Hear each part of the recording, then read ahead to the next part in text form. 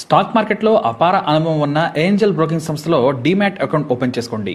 కేవలం 5 నిమిషాల్లో మీకు డీమ్యాట్ అకౌంట్ ఓపెన్ అయిపోతుంది. Zero cost. మీరు ₹1 కూడా పే చేయని అవసరం లేదు. కేవలం మీ దగ్గర ఉండవలసింది మీ PAN card, Aadhaar card, bank account. ఈ వీడియో కింద ఉన్న లింక్ క్లిక్ చేస్తే కేవలం 5 నిమిషాల్లోపే డీమ్యాట్ అకౌంట్ ఓపెన్ చేసి ట్రేడింగ్ కూడా స్టార్ట్ చేసేయచ్చు. బెంగళూరులోని రామేశ్వరం కెఫే నిందితులను ఎన్ఐఏ వ్యూహాత్మకంగా పట్టుకుంది. బెంగళూరులోని ప్రఖ్యాత రామేశ్వరం కెఫ్ అంటే తెలియని వారుంటారు. విదేశీయులు వచ్చినా వేరే రాష్ట్రం వారు బెంగళూరు వెళ్ళినా కూడా ఓసారి ఈ కెఫేలో బ్రేక్ఫాస్ట్ చేయకుండా వెళ్లారు. అంత రుచికరంగా ఉంటాయి టిఫిన్స్. ఇక జనం రద్దీ గురించి ప్రత్యేకంగా చెప్పనక్కర్లేదు. అందుకే ఎక్కువ మంది చనిపోవాలనే ఉద్దేశంతో ఎక్కడ బాంబు ప్లాన్ చేశారు. ముసాఫిర్ హుస్సేన్ అలాగే తన గురువైన అబ్దుల్ మదీన్ అహ్మద్ ఈ ప్లాన్ చేశారు.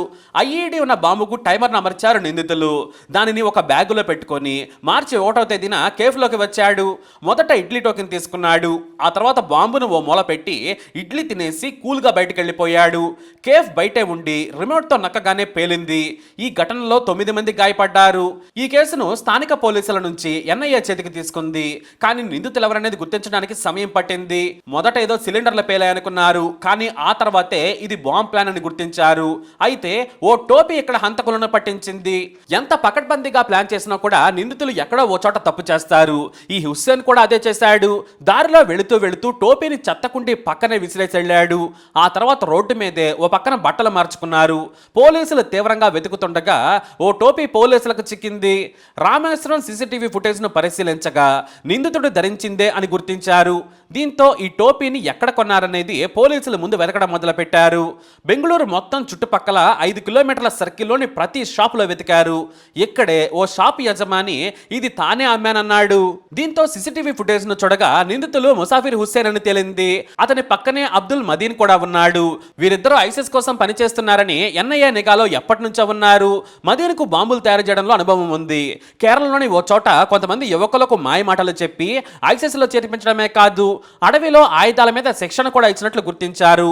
కర్ణాటక శివమొగ్గ ప్రాంతంలో అల్ హిందూ అనే సంస్థను స్థాపించారు. నాటి నుంచి తప్పించుకుని తిరుగుతున్నారు ఈ ఇద్దరు. వీరి ఆచూకీ తెలిపిన వారికి భారీ నగదు బహుమానం ఇస్తామని ఎన్ఐఏ ప్రకటించినా కూడా ఎవరో ముందుకు రాలేదు. అయితే నిందితుడు ధరించిన టోపీలో అతని జుట్టు కూడా ఉంది. ఆ జుట్టును తీసుకెళ్లి డిఎన్ఏ టెస్ట్ చేయించారు అధికారులు. ఇది పక్కా ఆధారంగా మారింది. ఇక నిందితులను సీసీటీవీ ఫుటేజ్ లో గుర్తించగానే వేట మొదలు పెట్టారు. బెంగళూరులో పేలుడు తర్వాత వైట్ ఫీల్డ్ నుంచి గుగుంటపాళ్య వరకు బిఎంటీసీ బస్సులో వెళ్లారు. ఆ తర్వాత ఆర్టీసీ బస్సులో తుముకూరు, బళ్ళారి వెళ్లారు. అక్కడి నుంచి ఆంధ్రప్రదేశ్లోని నెల్లూరుకు వచ్చారు నిందితులు. అక్కడ సీసీటీవీ ఫుటేజ్ ను గమనించగా ఒడిశా వెళ్ళినట్లు తేలింది. ఒడిశాలోని ఓ బస్ స్టాండ్ లో రోడ్డు మార్గం ద్వారా పశ్చిమ బెంగాల్ చేరుకున్నట్లు ప్రత్యేక బృందాలు గుర్తించాయి. అయితే బెంగాల్లో ఎక్కడ ఉన్నారనే దానిపై ఎన్ఐఏ అధికారులకు అంత చిక్కలేదు. అయినా కూడా కేరళ, ఏపీ, తెలంగాణ, ఒడిశా, పశ్చిమ బెంగాల్ పోలీసులతో పాటు కేంద్ర ఇంటెలిజెన్స్ కూడా వీరి కోసం గాలించింది. ఇక ఇంటెలిజెన్స్ అధికారులు సామాన్యుల్లా కోల్కతాలో జల్లెడ పట్టారు. ఇలానే ఓ అధికారి కోల్కతాలోని ఓ స్లం పక్కన ఉన్న రోడ్లోని లాడ్జ్లోకి దిగారు. అంతేకాదు వెళ్ళగానే ఆయన లాడ్జ్ లాగ్ రిజిస్టర్ను గమనించారు. అందులో వారం రోజుల నుంచి 2 వ్యక్తులు ఉంటున్నట్లు గుర్తించారు ఆయన. వెంటనే సీసీటీవీ ఫుటేజ్ ను చాలా రహస్యంగా చూశారు. వారిద్దరూ ఎవరో కాదు, రామేశ్వరం కేఫ్ నిందితులని పక్కాగా కన్ఫర్మ్ చేసుకుని కోల్కతాలోని ఎన్ఐఏ ఆఫీస్ కు, ఢిల్లీ, బెంగళూరు ఆఫీసులకు సమాచారం ఇచ్చేశారు ఆయన. దీంతో ఈ ఆపరేషన్ ను కోల్కతాలోని ఎన్ఐఏ టీం చేయాలనుకున్నా తమ దగ్గర సిబ్బంది సరిపడా లేరు. దీంతో కోల్కతా ఇంటెలిజెన్స్ సాయం కోరారు. మారు వేషాల్లో ఇంటెలిజెన్స్ ఆఫీసర్లు గన్నులు పట్టుకొని లాడ్జ్ మొత్తాన్ని రౌండప్ చేశారు. హాలీవుడ్ సినిమాని మించిన ఆపరేషన్లా మొత్తం హోటల్ను రౌండప్ చేసి కూర్చున్నారు. మరికొంతమంది వేరువేరుగా లాడ్జ్లోకి దిగిపోయారు. కొంతమంది అయితే లాడ్జ్లో పనివాళ్ళలా మారిపోయారు.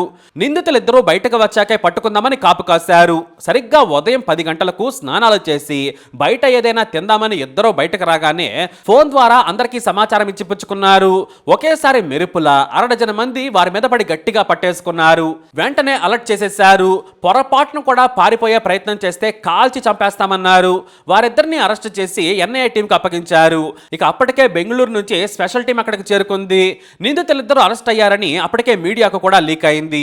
ఆ తర్వాత స్పెషల్ కోర్టులో ప్రవేశపెట్టి బెంగళూరు తీసుకెళ్లింది ఎన్ఐఏ టీం.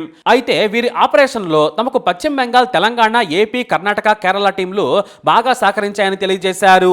ఒక రాష్ట్రానికి చెందిన అధికారి ఈ హోటల్ అడ్రస్ ఇచ్చినట్లు కూడా తెలియజేశారు.